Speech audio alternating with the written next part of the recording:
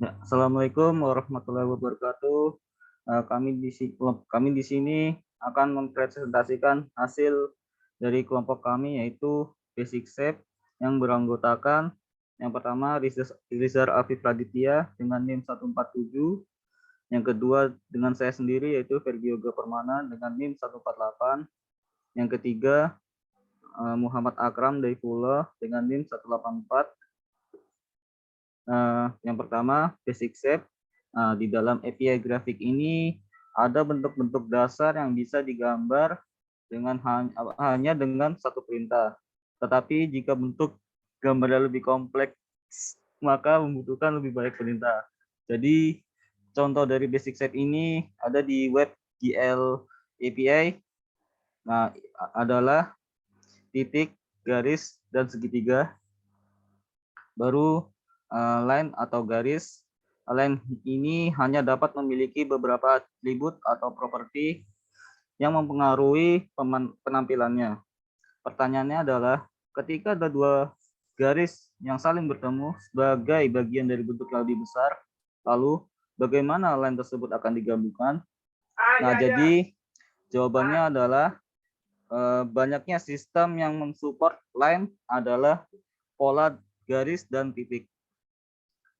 Nah, pada gambar di samping ini, di samping kiri ini, merupakan contoh dari sistem grafik yang mendukung line atau garis sebagai pola garis dan titik.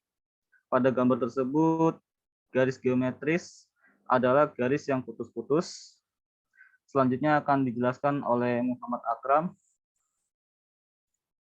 Baik, terima kasih. Untuk bentuk dasar yang kedua di sini adalah persegi panjang. Sebuah bentuk persegi panjang mempunyai sisi yang vertikal dan horizontal. Jadi untuk membuat sebuah bentuk persegi panjang, kita bisa membuat garis. Jadi pertama garis horizontal. Selanjutnya kita membuat garis vertikal yang terhubung dengan garis horizontal tadi. Dan selanjutnya kita dari titik akhir dari garis vertikal tadi, kita tarik lagi garis horizontal. Yang dimana nanti terakhirnya dari titik terakhir sebuah horizontal itu kita tarik lagi garis vertikal yang akan menghubungkan ke garis awal horizontal yang pertama tadi. Bentuk dari persegi panjang dapat kita tentukan dengan dua titik, yaitu koordinat X1 dan Y1. Yang dimana itu adalah koordinat titik awal pada salah satu diagonalnya.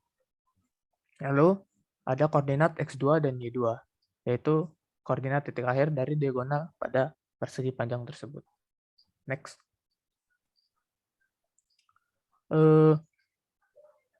Adapun cara lain untuk menggambarkan persegi panjang adalah dengan kita membuat satu koordinat titik dasar X dan Y. Dan ada juga tinggi persegi panjang dan lebar persegi panjang yang sudah diberikan. Tergantung pada sumbu Y, apabila Y membesar dari atas ke bawah, maka titik dasar X dan Y akan berada pada kiri atas persegi panjang tersebut. Dan apabila Y membesar dari bawah ke atas, maka titik dasar X dan Y akan berada pada bawah, ke kanan bawah pada persegi panjang. Untuk menggambarkan persegi panjang, kita memerlukan titik dasar tadi yang dimana X dan Y dan juga lebar dan tinggi yang sudah diberikan. Dalam perintahnya, X harus lebih kecil dari X1 dan X2, dan lebarnya dapat dihitung nilai absolut dari X1 dikurangi X2. Next.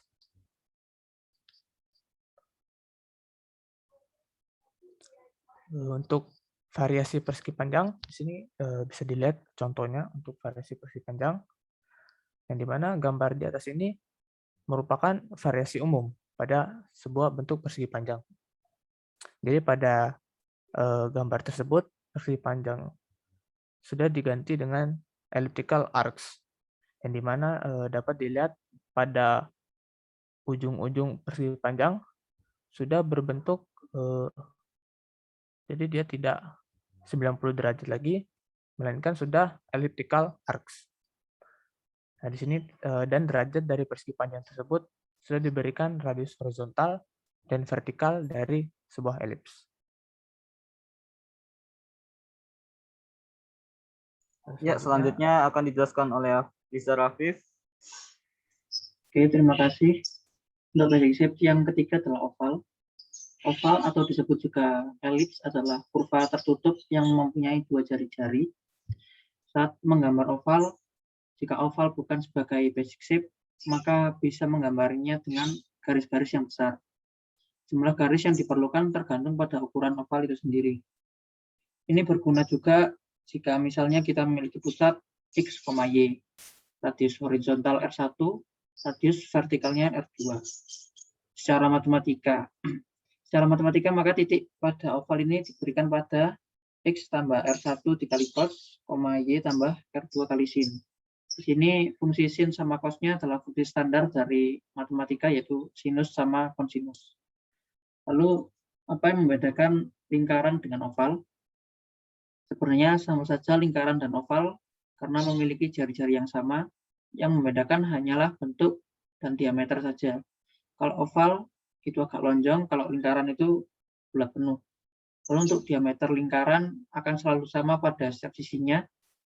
Kalau oval, diameternya itu ada sisi yang lebih panjang dan ada sisi yang lebih pendek. Ya, seperti itu. Oke. Ya, terima kasih. Itu hasil presentasi dari kelompok kami. Kurang dan lebihnya mohon maaf. Wassalamualaikum warahmatullahi wabarakatuh.